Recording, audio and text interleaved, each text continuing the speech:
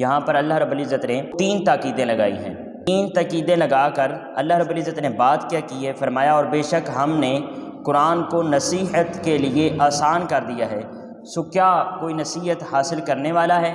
3 تاکیدیں لگائی، ایک لام برائے تاکید ہے، پھر آگے قد فرمایا، یہ قد بھی تاکید کے لیے، یہ 2 تاکیدیں پہلے لا اور قد کی، اور پھر یسرنا، بے شک ہم نے آسان کر دیا ہے۔ میں اکثر اپنے دوستوں سے، اپنے احباب سے، ساتھ بیٹھنے والوں سے کہا کرتا ہوں کہ دنیا کا آسان ترین کام قرآن پاک کو پڑھنا اور اس کو سمجھنا ہے، اگر انسان کی نیت ٹھیک ہو۔ اس کے اندر 2 وجوہات ہیں۔ پہلی اور سب سے بڑی وجہ تو یہ ہے کہ جب آپ قرآن کو سمجھنے کے لیے دل سے صرف ارادہ کر لیتے ہیں تو اونلی ارادہ کرنا آپ کا کام ہوتا ہے، اس کے بعد تو اللہ رب العزت خود ہی ایسے آپ کے لیے اسباب پیدا کر دیتا ہے کہ جو آپ کے ذہن کے اندر ہی نہیں ہوتے۔